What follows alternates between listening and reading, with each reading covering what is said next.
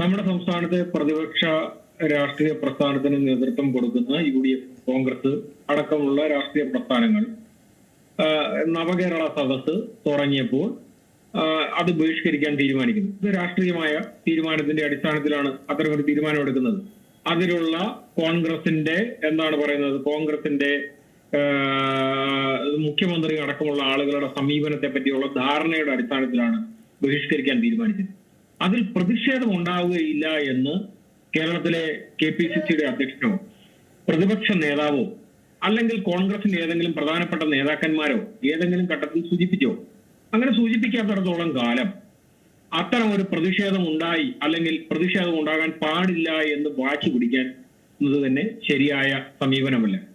പിന്നെ നമ്മുടെ ജനാധിപത്യ ക്രമത്തിൽ ആളുകൾ പ്രതിഷേധിക്കുമ്പോൾ നമ്മൾ പല പ്രതിഷേധങ്ങൾ പല ഘട്ടത്തിൽ പല കാലത്ത് കണ്ടിട്ടുണ്ട്. അങ്ങനെ പ്രതിഷേധങ്ങൾക്കെതിരെ ഈ നിലയിലുള്ള സമീപനമാണോ മുൻപ് സ്വീകരിച്ചിരുന്നത്?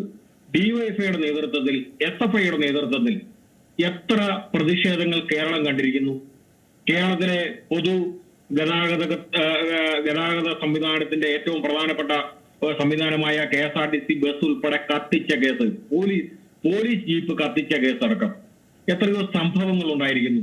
അങ്ങനെ എന്തെങ്കിലും വലിയ ഭീകരമായ ആക്രമണത്തിന് യൂത്ത് കോൺഗ്രസോ KSU നേതൃത്വം കൊടുത്തായിട്ട് നിങ്ങൾക്ക് ആർക്കെങ്കിലും കാണാൻ സാധിക്കും? ഭരണാധികാരികൾക്കെതിരെ ഏതൊക്കെ തരത്തിലുള്ള പ്രതിഷേധം മുൻപ് കാലങ്ങളിൽ ഉണ്ടായിരിക്കുന്നു? അങ്ങനെയുള്ള ഏതെങ്കിലും തരത്തിലുള്ള പ്രതിഷേധം നിങ്ങൾ കണ്ടോ?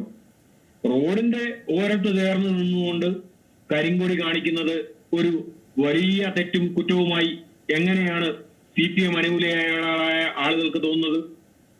ഇനി അങ്ങനെ കാണിച്ചുവെങ്കിൽ തന്നെ ഈ നാട്ടിൽ നിയമവ്യവസ്ഥ നടപ്പാക്കേണ്ടത് ആരാ? പോലീസല്ലേ. പ്രതിഷേധങ്ങളെ മുൻകാലങ്ങളിൽ അടിച്ചമർത്തിയിട്ടുള്ളതോ അല്ലെങ്കിൽ ആ പ്രതിഷേധങ്ങൾക്കെതിരെ പ്രതിരോധം തീർത്തിട്ടുള്ളതോ ആരാണ്? കേരളത്തിലെ പോലീസാണ്. ഇവിടെ DYFIയുടെ നേതൃത്വത്തിൽ, CPMന്റെ നേതൃത്വത്തിൽ ആ പണി, പോലീസിന്റെ പണി എടുക്കാൻ ആരാ ചുമതലപ്പെടുത്തിയത്? ഞാൻ ഇതിനെ ഒന്നും ഈ രൂപത്തിൽ കാണാനേ താല്പര്യപ്പെടുന്നില്ല.